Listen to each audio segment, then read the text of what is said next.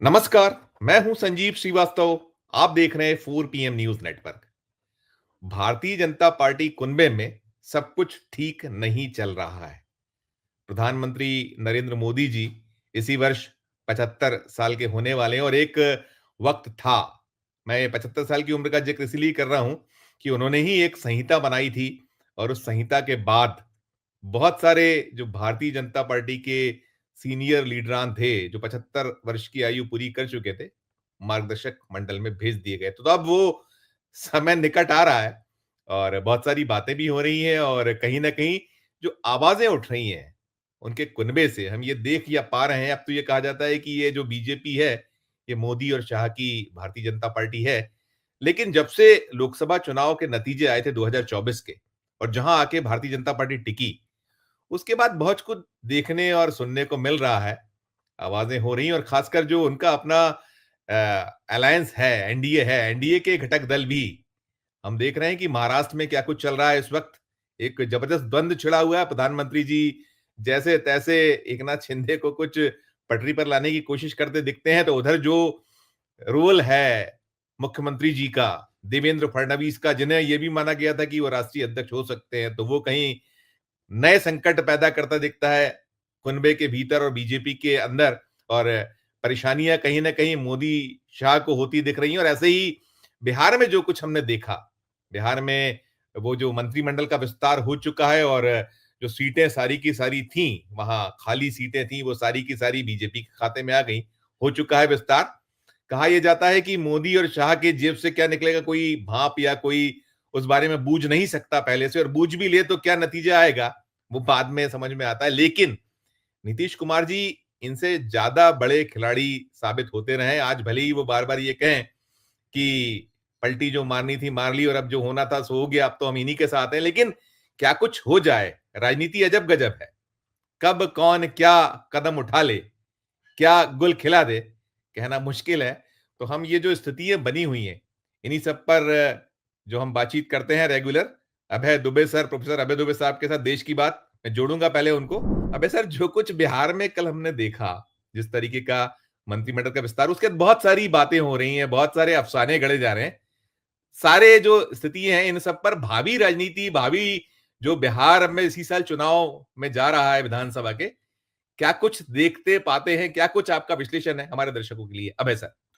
संजीव जी, बिहार की राजनीति में सबसे दिलचस्प बात तो यह है कि वहां पर एक नया खिलाड़ी सामने आ गया। अभी तक वो पूरी तरीके से अंतर्ध्यान था। जब भी उसकी चर्चा भी होती थी तो वो भी अपनी तरफ से मना कर देता था कि मेरी राजनीति में कोई दिलचस्पी नहीं है। और वो है नीतीश कुमार के बेटे निशांत कुमार। निशांत कुमार ने राजनीति में कभी कोई दिलचस्पी नहीं दिखाई, मैं भी इस बात का गवाह हूं। और जब भी पत्रकार उन्हें ढूंढते थे, उनसे बातें करते थे, कोशिश करते थे उनसे राजनीति के बारे में कोई टिप्पणी लेने में, तो वो मना कर देते थे। वो राजनीति से दूर रहते थे, नौकरी करते थे।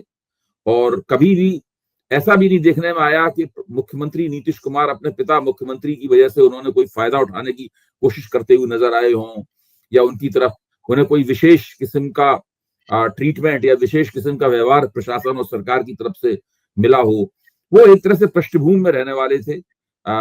मुझे नहीं लगता कि बिहार में ज्यादातर लोग उनके चेहरे से, या सारे देश में ज्यादातर लोग उनके चेहरे से भी कोई वाकिफ होंगे। लेकिन अचानक क्या हुआ कि नीतीश कुमार का स्वास्थ्य खराब रहता है और वो अब उतनी सतर्कता के साथ में, उतनी फुर्ती के साथ में चल फिर नहीं पाते, उनकी याददाश्त भी गड़बड़ा गई है। इस प्रकार के जो कयास लग रहे थे, इन्हीं कयासों के बीच में अचानक एक दिन इस तरह की खबर आनी शुरू हुई कि नीतीश कुमार के बेटे निशांत कुमार राजनीति में आएंगे। और फिर उनके होर्डिंग और पोस्टर भी प्रकट हो गए। जाहिर है ये सब जनता दल यूनाइटेड की तरफ से लगाए गए होंगे। फिर क्या हुआ कि जब चुनाव और नजदीक आए, ये थोड़े दिन पहले हुआ था, फिर जब चुनाव नजदीक आए तब फिर पत्रकारों ने एक बार निशांत कुमार से बातचीत की। तो पहली बार उन्होंने किसी किस्म की, आमतौर पर राजनीतिक टिप्पणी देने से मना कर देते थे, लेकिन उन्होंने एक राजनीतिक टिप्पणी दी। करीब 2.5 या 3 मिनट का उनका एक वीडियो क्लिप सामने आया, जिसमें जब उनसे पूछा जाता है कि आप किसको पसंद करते हैं, किसको ना पसंद करते हैं, और उसके कुछ दिन बाद एक और वीडियो क्लिप सामने आया, वो करीब 5 मिनट का था उनका। तो इन दोनों में जिस तरह की वो बात कर रहे हैं, जब उनसे पूछा जाता है कि आप किसको पसंद करते हैं, किसको नापसंद करते हैं, तो बड़े दिलचस्प किस्म के जवाब उनकी तरफ से आए। जैसे उनसे पूछा गया कि भाई नरेंद्र मोदी के बारे में आपका क्या ख्याल है, तो उन्होंने कहा भाई महागठबंधन में है वो, हमारे गठबंधन में है वो, गठबंधन में है तो हम उन्हें पसंद करेंगे ही। तो इस प्रकार के उन्होंने जवाब दिए कि अगर गठबंधन में है इसलिए हम पसंद कर रहे हैं, गठबंधन में नहीं होते तो हम नहीं पसंद करते। अब नरेंद्र मोदी ने नीतीश जी को लाडला मुख्यमंत्री कहा था, तो इसके बारे में पूछा गया, तब भी उन्होंने जवाब दिया कि भाई हम लोग तो उनके साथ गठबंधन में है। इस प्रकार का उन्होंने जवाब दिया। साथ में उन्होंने ये बात आग्रह पूर्वक कही कि जनता दल यूनाइटेड को भी नीतीश कुमार को मुख्यमंत्री पद का चेहरा घोषित करना चाहिए और नेशनल डेमोक्रेटिक अलायंस एनडीए को भी नीतीश कुमार को मुख्यमंत्री पद का चेहरा घोषित करना चाहिए। दोनों बार ये बात निकलकर सामने आई उनके कहने स्पष्ट रूप से। देखिए, वो जनता दल यूनाइटेड के पदाधिकारी नहीं है, न वो सरकार में है, कुछ भी नहीं है, लेकिन नीतीश कुमार के बेटे होने के नाते उनकी इस बात का उस वक्त महत्व बढ़ जाता है जबकि चुनाव के लिए बिहार में सारी पेशबंदियां हो रही हैं और चुनाव केवल 6-6.5 महीने दूर रह गए। अच्छा, भारतीय जनता पार्टी की तरफ से कोई भी व्यक्ति नीतीश कुमार को मुख्यमंत्री पद का चेहरा घोषित करने के लिए तैयार नहीं है। ज्यादा से ज्यादा वो इस हद तक जाने के लिए तैयार हैं कि नीतीश कुमार के नेतृत्व में चुनाव होंगे। तो नेतृत्व में चुनाव होने से नहीं ये साबित होता है कि अगर चुनाव जीतता है एनडीए तो नीतीश कुमार को ही मुख्यमंत्री बनाया जाएगा। ऐसा भी हो सकता है कि जब एनडीए चुनाव जीतेगा उसके बाद देखा जाएगा किसके पास ज्यादा सीटें हैं। भाई आपके नेतृत्व में चुनाव हुआ, आपको धन्यवाद, आप अभी तक मुख्यमंत्री रहे, आपको धन्यवाद, आपने बहुत बिहार की सेवा की, आपको धन्यवाद, आप हमारे पुराने पार्टनर हैं, आपको धन्यवाद। लेकिन अब जिसके पास ज्यादा वोट है, जिसके पास ज्यादा वोट प्रतिशत है, जिसके पास ज्यादा सीटें हैं, उसका मुख्यमंत्री बनेगा। अब आप उसे आशीर्वाद दीजिए और बताइए आपके लिए हम क्या करें। आपके मान लीजिए जितने विधायक हैं हम उससे 1-2 मंत्री ज्यादा दे देंगे, चलिए आपके बेटे को हम उप मुख्यमंत्री बना देते हैं। मतलब इस प्रकार की पूरी नीति आ सकती है। तो ये जो नया खिलाड़ी पैदा हो गया है, इस नए खिलाड़ी ने पूरे एनडीए की जो संरचना है उसके अंदर एक तनाव पैदा कर दिया है और भारतीय जनता पार्टी के पास उनकी बातों का कोई जवाब नहीं है। भाजपा उनकी बात का खंडन नहीं कर सकती। बात ही इस किस्म की है। भाजपा ये तो कह नहीं सकती कि हम नीतीश कुमार को मुख्यमंत्री पद का चेहरा घोषित नहीं करेंगे, या तो वो कहे हम करेंगे या वो कहे हम नहीं करेंगे। भाजपा उसके ऊपर लगातार चुप बनी रहेगी। चुप बने रहने से ये होगा कि उनकी बात जब चुप्पी होती है तो उस चुप्पी में बात और गूंजती है। चुप्पी एक ऐसी चीज है जिससे बात दबती नहीं है बल्कि चुप्पी में वो बात और गूंजती है। तो बिहार की राजनीति में मामला फंस गया है दरअसल। बहुत सही। और हम लोगों को यह भी देखना चाहिए, इस पर भी गौर करना चाहिए कि नीतीश कुमार के जो 15-16% वोट हैं ये आते कहां से हैं। इन वोटों में एक तो बिहार की जो कुर्मी बिरादरी है वो पूरी तरीके से सारे वोट अपने नीतीश कुमार को दे देती है, मोटे तौर पर ये माना जा सकता है। इसके बाद में कुछ अति पिछड़ा वोट भी नीतीश कुमार को प्राप्त होता है। कुछ महिला मतदाताओं में भी एक तरह का नीतीश कुमार के प्रति रुझान है कि वो शराबबंदी उन्होंने बिहार में कर रखी है, तो उनका भी कुछ वोट नीतीश कुमार को प्राप्त होता है। और चूंकि वो भाजपा के साथ में गठजोड़ बना के लड़ते हैं तो कई बार उनके उम्मीदवारों को, उनकी पार्टी को ऊंची जातियों के वोट भी प्राप्त हो जाते हैं, क्योंकि भाई वो जिस निर्वाचन क्षेत्र से उनके उम्मीदवार लड़ रहे होते हैं वहां भाजपा का उम्मीदवार तो होता नहीं है और ऊंची जातियां भाजपा के उम्मीदवारों भाजपा को वोट देती हैं, तो वो नीतीश, उनके कुछ ना कुछ वोट नीतीश कुमार को जरूर मिलते होंगे, कई जगह ज्यादा वोट भी मिलते होंगे। तो इसलिए जो 15-16% वोट है ये वोट इस तरीके से बनता है उनका। इसमें भारतीय जनता पार्टी का वोट जो उन्हें मिला है अगर वो निकाल दिया जाए तो ठोस रूप से कहें नीतीश कुमार के पास दरअसल 10 से 12% वोट रहता है। बिल्कुल। अब इस 10 से 12, एक मिनट, एक छोटी सी बात, इस 10 से 12% वोट को लेकर वो अपनी सौदेबाजी करते हैं जी। और सौदेबाजी ऐसी होती है तो कुछ लोगों ने कहा है कि दुधारी तलवार की तरह है, एक तलवार की एक धार से इधर सौदेबाजी करते हैं, दूसरी धार से उधर सौदेबाजी करते हैं। जी हाँ, आप पूछिए। बिल्कुल, मैं तो अबे सर यही पूछना था, आपने जैसे कहा कि एक नया खिलाड़ी, और बड़े प्लेयर तो जो कह लीजिए कैप्टन तो नीतीश कुमार के बिना बिहार की राजनीति अपूर्ण है, और खासकर भारतीय जनता पार्टी के लिए बहुत स्पेस नहीं दिखता, अकेले जाने पर कोई उनके लिए कुछ है नहीं, तो सारा कुछ ड्राइविंग सीट पे तो अंततः नीतीश कुमार जी को ही रहना है। तो आप जो अभी स्थिति बता रहे हैं कि अगर ये रिएक्ट करते हैं तो दिक्कत, नहीं करते हैं तो दिक्कत, मतलब इधर कुआं उधर खाई जैसे हालात पैदा हो गए, ये भी हम कह सकते हैं, इसके मायने ऐसे भी निकाल सकते हैं बीजेपी के। हमेशा गठजोड़ राजनीति में समझा ही जाता है कि जितनी स्पष्टता रहेगी गठजोड़ राजनीति उतनी ही ठीक से होती है, क्योंकि सारी चीजें आपके नियंत्रण में नहीं होती ना, क्योंकि उसमें कई सत्ता के घटक हैं, उन घटकों में सहयोग है, प्रकट सहयोग है, भीतर से प्रतियोगिता होती है। तो ऐसी स्थिति हमेशा स्थिति नाजुक होती है, उसमें किसी एक मुद्दे के ऊपर अगर स्पष्टता हो जाए ना तो उसके बाद भ्रम नहीं फैलता उसके अंदर। अच्छा, अब चूंकि भाजपा बेटे ने ये कह दिया है, बेटे की बात का खंडन भाजपा नहीं कर रही है, ना समर्थन कर रही है। जनता दल यूनाइटेड के लोग कार्यकर्ता जो हैं वो मुखर रूप से उस बेटे की बात का समर्थन कर रहे हैं। तो ऐसी तो ये जो स्थिति है, ये स्थिति दिक्कत पहुंचाने वाली स्थिति है। कभी भी हालात बिगड़ सकते हैं, कभी भी नीतीश कुमार को लग सकता है कि ये लोग मेरे पैर के नीचे की जमीन खींचना चाहते हैं। और इस मामले में नीतीश कुमार बहुत नाजुक मिजाज है और नजर भी उनकी बड़ी तेज है। वो बहुत जल्दी समझ जाते हैं कि क्या होने वाला है। हम लोग भले ही यहाँ बैठ के ना समझ पाए, लेकिन वो समझ जाते हैं और फिर वो उसके हिसाब से अपना फैसला करते हैं। तो ये जो स्थिति है ना, बिहार की राजनीति को इसने बहुत अभी फिलहाल दिलचस्प बना दिया है। इस पर हम लोगों को नजर रखनी होगी।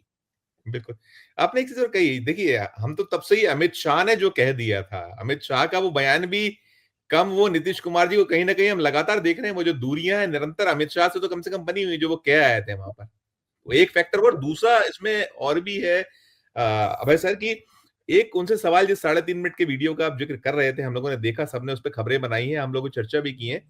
एक और बड़ी इंपॉर्टेंट, उसमें किसी ने सवाल पूछा था कि आपको राष्ट्रीय जनता दल से भी कहीं ऑफर है, तो उसमें उनका जवाब बड़ा ऐसा था कि वो बड़ी परिपक्वता के साथ में ऐसा कह गए थे कि रास्ता तो खुला, कहीं ऐसा संकेत में कह गए थे। उन्होंने ये तक कहा कि लालू यादव को आप पसंद करते हैं। उन्होंने कहा हाँ पसंद करते हैं, वो हमारे अंकल हैं।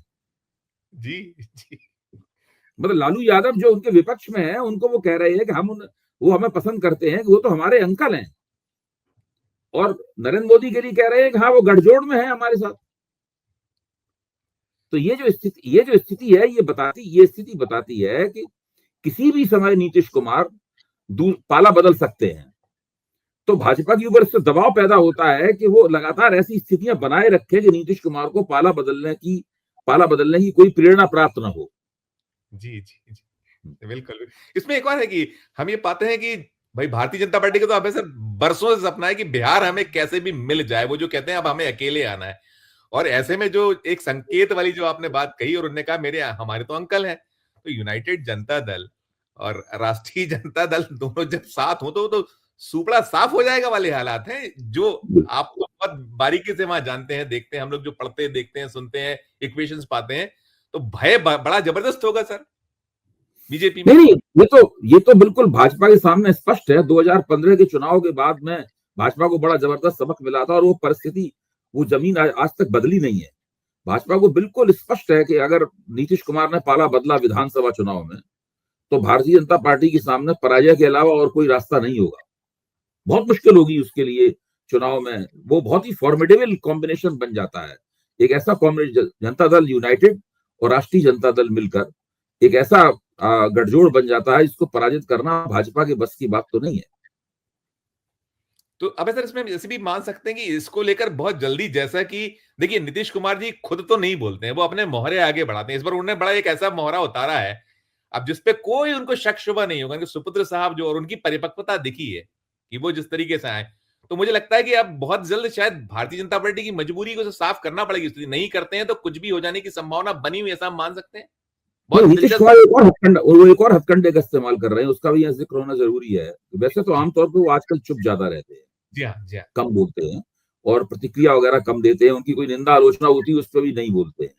लेकिन जहां कहीं उन्हें बोलने का मौका आता है, जैसे रैली वगैरह हो रही है, प्रधानमंत्री हैं, मुख्यमंत्री के तौर पर उन्हें भी उसमें बोलना है, तो वो वहां पर सांप्रदायिकता का सवाल उठा देते हैं अपने भाषण में। जाहिर है कि प्रधानमंत्री से पहले बोलेंगे वो। अभी प्रधानमंत्री की बिहार में जो रैली हुई, उसमें अब नीतीश कुमार बोलने के लिए खड़े हुए तो उन्होंने सांप्रदायिकता का सवाल उठा दिया। उन्होंने कहा कि मेरे आने से, मेरे मुख्यमंत्री बनने से पहले दिल्ली, यहाँ पर बहुत ज्यादा सांप्रदायिक राजनीति होती थी, मेरे आने के बाद में अब सांप्रदायिक राजनीति नहीं होती है। तो जब वो इस तरह की बात करने लगते हैं तो फिर भाजपा के नेताओं को, प्रधानमंत्री को या कोई भी हो, उनके सामने ये दिक्कत होती है कि वो हिंदू मुसलमान, हिंदू बनाम मुसलमान वाला भाषण नहीं दे सकते। वहां जब पोलराइजेशन कह रहा है उसके सामने आप नहीं दे सकते। पोलराइजेशन कराने के प्रयास तो पूरे हो ही रहे थे। वहां जो इनके मोहरे हैं, जो हाँ, पुराने वो केंद्रीय मंत्री हैं, वो पूरी तरीके से करते हैं। राष्ट्रीय स्वयंसेवक हाँ, संघ लगा, की सूचना आ रही, तो पंचर करने जैसा हम मान सकते हैं ना, कोई पंचर हो जाता है हाँ, मामला। उसको पंचर करते हैं। अच्छा, दूसरे बीजेपी की भी अपनी समस्याएं हैं। ऐसे बीजेपी ने आज तक वहां पर कोई अपना चेहरा विकसित नहीं किया। बीजेपी ने ऐसा कोई नेता नहीं खड़ा किया जिसको बीजेपी कह सके कि भाई नीतीश कुमार की जगह वो ले सकता हो। तो कोई ऐसा कोई लोकप्रिय हस्ती नहीं है। अब शकुनी चौधरी वगैरह ये सब कोई लोकप्रिय हस्ती नहीं है, मतलब तो सब अपने बिरादरी वगैरह में कुछ कर सकते हैं, लेकिन बाकी और दूसरे समाज के दूसरे लोगों के बीच में उनका कोई वजूद नहीं है। सुशील मोदी जो थे वो आमतौर पर नीतीश कुमार के पक्ष में रहते थे एनडीए की राजनीति में, लेकिन फिर भी वो बिहार की राजनीति में एक स्थापित हस्ती थे और उनका सम्मान था, सभी समाज के सभी हिस्सों में उनका सम्मान था। अब भाजपा का दुर्भाग्य है कि वो इस संसार में नहीं है। तो सुशील जी, तो ये एक ऐसी स्थिति है, इससे भाजपा नीतीश कुमार के ऊपर और भी ज्यादा निर्भर हो जाती है। बिल्कुल। अब इधर एक चीज और भी होगी, जब बिहार की हम बात करते हैं तो क्या स्पेस कांग्रेस की क्या देखते हैं? देखिए, जातिगत जनगणना, संविधान, और ये जो अभी नया वो लेके आए हैं कि बापू और अंबेडकर, बाबा साहब, वो सब चीजें, तो इसमें ये क्या पैदा करने वाली, एक इस पे भी टिप्पणी चाहूंगा। देखिए, कांग्रेस तो वहां पर बहुत मजबूती के साथ महागठबंधन के साथ है और महागठबंधन भी कांग्रेस को अपने साथ रखना चाहेगा। बहस इस बात पे होगी कांग्रेस को कितनी सीटें मिले। इससे पहले तेजस्वी यादव ने कांग्रेस को जितनी सीटें दी थी, कांग्रेस उनमें उतना अच्छा प्रदर्शन नहीं कर पाई। माना ही जाता है कि तेजस्वी की सरकार नहीं बनी पिछले चुनाव में, तो उसमें कांग्रेस के खराब प्रदर्शन की भी भूमिका थी। तो हो सकता है कि इस बार कांग्रेस को उतनी ज्यादा सीटें वहां ना प्राप्त हो, कुछ मतलब पिछले चुनाव से सबक, तो उसमें कांग्रेस को भी बड़ा संयम रखना पड़ेगा अपने ऊपर। जी जी हाँ, जी। तो ये स्थिति है, लेकिन कांग्रेस कांग्रेस मेरा मानना है महागठबंधन के साथ रहेगी और दोनों मिलकर जम के चुनाव लड़ेंगे। आज की तारीख में देखा जाए, अगर नीतीश कुमार एनडीए नहीं छोड़ते हैं तो सामाजिक गठजोड़ के हिसाब से एनडीए भी काफी मजबूत है। एनडीए के पास भी विभिन्न किस्म के नेता, छोटे बड़े दल सब हैं, एनडीए भी काफी मजबूत है। तो बिहार का चुनाव होगा बड़ा जोरदार। जी जी, मैं आगे कहीं जाऊं महाराष्ट्र और कुछ और सवाल पूछने, बिहार पे एक सवाल और होता है कि ये जो जब शुरुआत हुई है, जो नए प्लेयर को लेकर, खासकर नया चेहरा, नया खिलाड़ी, जो हम निशांत जी की बात करते हैं, तो क्या ऐसे भी देख सकते हैं कि ये कहीं दबाव और जो हमें बार्गेनिंग एक शुरू हो गई कि हमें सीटें ज्यादा चाहिए अब, क्योंकि उन्होंने एक चीज और कही थी कि ज्यादा सीटें जिताई है पिछली बार से, ये भी है। तो ये उस तरीके से भी एनडीए में बने रहते हैं, तो अब बीजेपी को सेक्रीफाइस शायद ज्यादा करना पड़ेगा इस वक्त, इस बार। देखिए, अभी बिहार में एनडीए के अंदर जो सीटों के बंटवारे का फार्मूला ये है, वो तकरीबन बराबर बराबर का है। जी जी। पिछले विधानसभा चुनाव में भी दोनों पार्टियों ने बराबर बराबर सीटें, एक दो इधर उधर की बात मैं नहीं कह रहा हूं, बराबर बराबर सीटें लड़ी थी। लोकसभा में भी तकरीबन बराबर बराबर सीटें लड़ी थी। और नीतीश कुमार की स्थिति इसलिए भी थोड़ी बेहतर है कि लोकसभा चुनाव में भाजपा का प्रदर्शन खराब रहा है, उनका प्रदर्शन बेहतर रहा है। उन्होंने बेहतर प्रदर्शन किया है नीतीश कुमार ने, तो उनकी इससे विधानसभा चुनाव में, हालांकि पिछले विधानसभा चुनाव में नीतीश का प्रदर्शन खराब था, उसका एक कारण था चिराग पासवान वाला दांव भाजपा ने चला था। इस बार तो इस तरह का कोई दांव है नहीं। तो देखिए अब क्या होता है। मेरे ख्याल से सीटों के बंटवारे में भाजपा और नीतीश कुमार बराबर बराबर लड़ेंगे, और जो बाकी सीटें बचेंगी वो चिराग पासवान के लिए होंगी, जीतन राम मांझी की पार्टी के लिए होंगी, उपेंद्र कुशवाहा की पार्टी के लिए होंगी। इस तरीके से सीटों का बंटवारा होगा। अक्सर आपने सब जवाब दिया, तो उसमें दो तीन एक सवाल और निकल गया। चिराग पासवान या जो हैं बाकी, आपने 3 टोटल नाम गिनाए कि ये इनकी पार्टियां हैं, वो जो मांझी भी कहीं ना कहीं छटपटा रहे हैं, और चिराग पासवान भी, उनके जैसे पिताश्री का एक पूरा का पूरा ट्रैक रिकॉर्ड रहा है कि वो तो इस मौके की राजनीति करने वाले थे। तो अभी जो हालात है, तो इसमें ये भी कुछ देखते हैं कि ये भी कुछ छिटकना हो सकता है, यदि ये सब इनके बने रहे तो वो छिटक सकते हैं, ऐसे भी कुछ देखते हैं आप? नहीं, ऐसा नहीं है, क्योंकि इसमें ये क्या है कि एक सांसद वाली पार्टी होने के बावजूद भी देखिए इन लोगों को केंद्रीय मंत्रिमंडल में जगह मिल गई है? तो वो केंद्र में सत्ता में है, वहां सत्ता भोग ही रहे हैं। बिहार में भी सत्ता भोग रहे हैं, बिहार में भी एनडीए के सदस्य हैं। तो जितनी उनकी हैसियत नहीं है उससे ज्यादा सत्ता प्राप्त है उनको, और इसीलिए उनको दी भी गई थी। जो बिहार में इनको केंद्रीय मंत्रिमंडल में जगह क्यों दी गई थी, इसीलिए दी गई थी क्योंकि नरेंद्र मोदी को भी पता था कि भाई अब अगले साल में ही चुनाव होने वाला है बिहार का। तो दरअसल जब पहला उनका तीसरा मंत्रिमंडल बना तो उस मंत्रिमंडल में इसको सोच के इनको जगह दी गई। अगर बिहार में चुनाव बहुत दूर होता तो नहीं रखते, तो चुनाव पास आने पर उनको रखते। ठीक, तो बहुत इधर उधर नहीं जाएंगे, सीधी बात है। अबे सर, हाँ, महाराष्ट्र में जो कुछ चल रहा है, महाराष्ट्र में हम देख रहे हैं कि प्रधानमंत्री जी, हमने देखा था कि जब वहां शपथ ग्रहण हो रहा था महाराष्ट्र का, तब भी वो एकनाथ शिंदे को काफी वो ऐसा लगा था कि कहीं साध रहे हैं। और फिर हम दिल्ली में हमने देखा, और एक आपका और भी हमने बिहार में भी देखा था। बिहार में वो माला में उन्होंने लिया था वो जो नीतीश कुमार को, जबकि वो माला से अलग रखा जाता रहा है। हमने वो मालाओं वाला खेल भी बहुत देखा। बहरहाल मैं उस पर तो छोड़ता हूँ, मैं महाराष्ट्र की बात करता हूँ। महाराष्ट्र में जो कुछ है, एकनाथ शिंदे वर्सेस देवेंद्र फडणवीस, इसको कैसे देखा जाए कि ये साधने की कोशिश करते हैं और वो उकसाते हैं कि वो पुरानी फाइलें खोल रहे हैं एकनाथ शिंदे की, उनको जो उनका जो मिलना चाहिए उनके यहाँ ये भी स्टाफ तक नहीं मिल पा रहा है। इसको लेकर भी कहीं नाराजगी है। कैसे उसको देखा जाए? देखिए, देवेंद्र फडणवीस मुख्यमंत्री के तौर पर उनकी एक खास तरह की शख्सियत है, जो उनके पहले 5 साल तक उन्होंने जो मुख्यमंत्री रहे उसमें उन्होंने दिखाई थी। देवेंद्र फडणवीस जब मुख्यमंत्री होते हैं तो वो 200% मुख्यमंत्री होते हैं, चाहे वो गठजोड़ सरकार के हों, चाहे वो पूर्ण बहुमत की सरकार के हों, कैसे भी हों, वो पूरे मुख्यमंत्री बनना चाहते हैं। और इस मामले में उन्होंने बताया है कि मैं इसमें कोई कोताही नहीं करूंगा। राष्ट्रीय स्वयंसेवक संघ का हाथ उनकी पीठ के ऊपर है, कोई उनका भाजपा के अंदर कुछ बिगाड़ नहीं सकता है। और जो बाकी घटक दल हैं उन सबकी जो कमजोरियां हैं उनकी फाइल भी उनके पास है। जैसे ही ये वाली सरकार बनी, फडणवीस ने तमाम मंत्रियों को बुलाकर ये कहा, जिसमें भाजपा के मंत्री भी थे और घटक दलों के मंत्री भी थे, पवार के मंत्री भी थे, शिंदे के मंत्री भी थे, और वो दोनों पवार और शिंदे भी थे। कहा देखिए, आप लोग जो अपने ओएसडी बनाते हैं और अपना पर्सनल सेक्रेटरी बनाते हैं, वो आपके मनमाने लोगों, आप जिनको चाहेंगे उनको रखा जाए, इसकी कोई गारंटी नहीं है।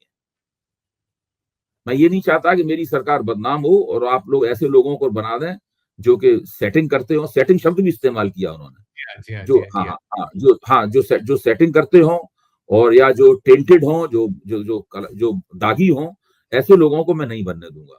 तो इसका नतीजा क्या निकला?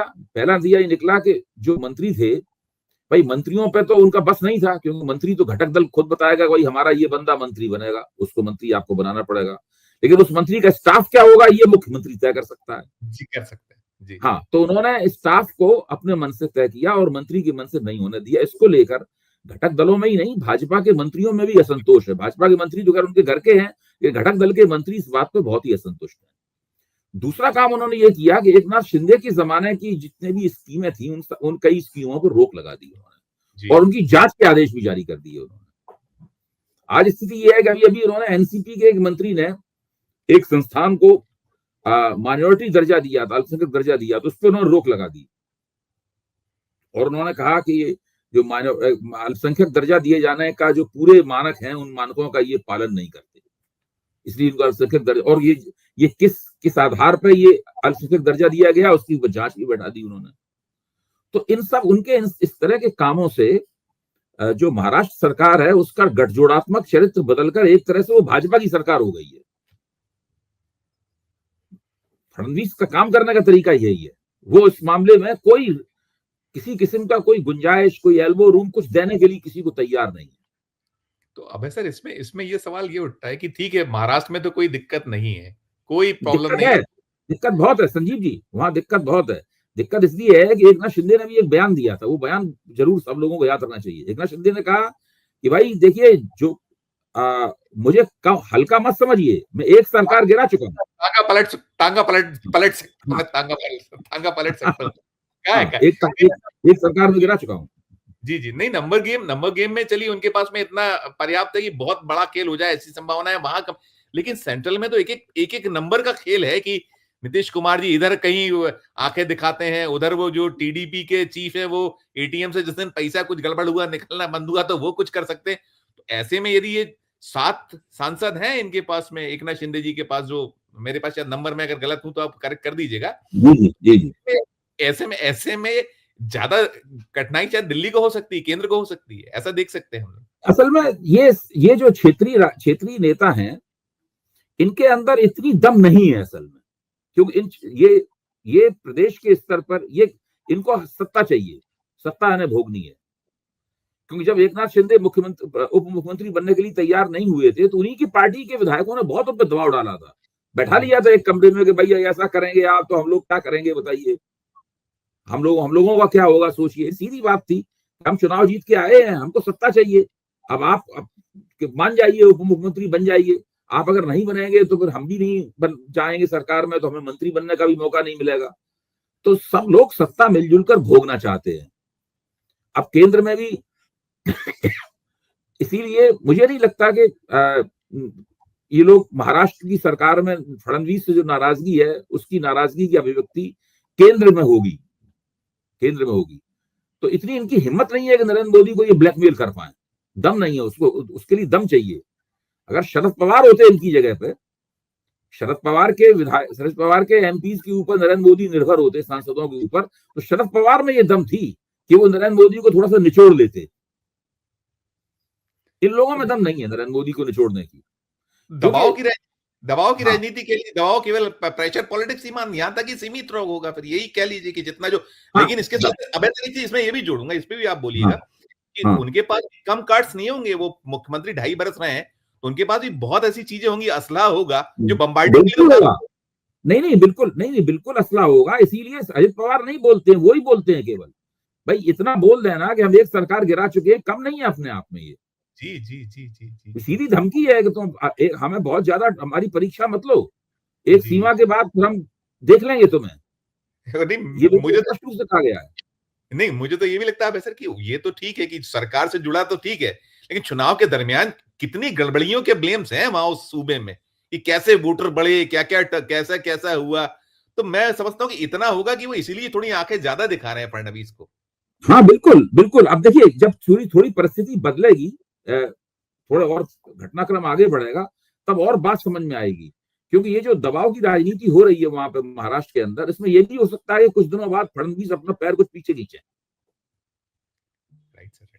अबे सर, एक सवाल अंत में करूंगा आपसे। एक तो जो हम 70 के होने वाले प्रधानमंत्री जी, और अभी जो जितने संकट पैदा हो रहे हैं उनके अपने दल में, हम देख रहे हैं उनके खुद से भी आवाज है। हमने यूपी को देखा, यूपी ने जिस तरीके से ब्लेम्स किए वो महाकुंभ के दौरान, सीधे कहीं केंद्र पे आरोप आक्षेप थे। और अभी एक बहुत अहम जो अभी होना है, वो अध्यक्ष पद का चुनाव होना है, राष्ट्रीय अध्यक्ष चुना जाना है।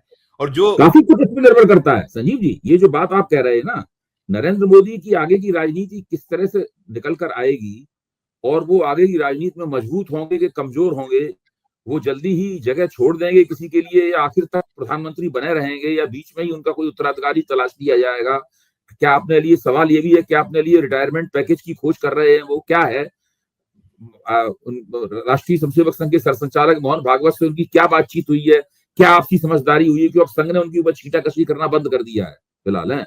तो ये सब बातें, काफी कुछ इस बात पर निर्भर होगा कि भाजपा का अध्यक्ष कौन होता है, और क्या ऐसा अध्यक्ष होगा जो कि मोदी और संघ के बीच में एक समन्वयकारी भूमिका का निर्वाह करे, या ऐसा अध्यक्ष होगा जो पूरी तरह संघ की चाल चलेगा और मोदी को कोने में धकेलेगा। ये देखने वाली बात है। दूसरे, मोदी के सामने सबसे बड़ा संकट है अर्थव्यवस्था। आज क्या है, आज भारत का जो स्टॉक एक्सचेंज है, पिछले 2 महीने में 1,01 करोड़, 21 फरवरी तक 1,01 करोड़ का रुपया निकलकर जो फॉरेन इंस्टीट्यूशनल इन्वेस्टर है उनको रुपये निकल चीनी स्टॉक एक्सचेंज में और वहां जा चुका है। भारत की जो बड़े बड़े जितने शेयर हैं, सारे शेयर जो हैं उनकी अपनी जो रियल वास्तविक वैल्यू है उससे बहुत नीचे जाकर स्टॉक मार्केट में उनकी ट्रेडिंग हो रही है। इतनी बुरी हालत पिछले 8-10 साल में स्टॉक एक्सचेंज की नहीं हुई है जितनी अभी है। जो भारत का कारपोरेट सेक्टर है उसका मुनाफा लगातार बढ़ रहा था, पिछले तिमाही में उसका मुनाफा भी गिरा है। तो काफी जो Q3 के अंदर इसका मुनाफा भी गिरा है। तो इनकी समझ में नहीं आ रहा है कि अब ये क्या करें। बहुत बड़ा स्लो डाउन है अर्थव्यवस्था में। इसके लिए घबरा के इन्होंने एक नया प्रिंसिपल सेक्रेटरी भी दूसरा रखा है। आरबीआई से ये भी अजीब हुआ, आरबीआई का अजीब हुआ। हाँ, शक्तिकांत दास को उन्होंने, जो रिजर्व बैंक के गवर्नर थे, केवल इस आर्थिक मसले से निपटने, आर्थिक समस्या से निपटने के लिए रखा है। तो मैं तो समझता हूं कि इस बात की चर्चा ज्यादा नहीं होती है लेकिन नरेंद्र मोदी के मौजूदा संकटों की अगर आप गिनती करें तो सबसे बड़ा संकट आर्थिक संकट है, क्योंकि इसका असर सारी राजनीति पे होता है, अघोषित रूप से होता है और गहरा असर होता है इसका। बिल्कुल, बिल्कुल, बिल्कुल। अबे सर, आपने बहुत तफ़सील से खासकर बिहार और महाराष्ट्र में जो चल रहा है उसको हमारे दर्शकों तक बिल्कुल एक स्पष्ट तस्वीर दे दी कि वो जो नया खिलाड़ी है उसको इस तरीके से नहीं आंका जा सकता कि बहुत बच्चा है, उसने भले ही बहुत देर से यहाँ कदम रखा है, नहीं, लेकिन बड़ी वो होशियारी से बोल रहे हैं।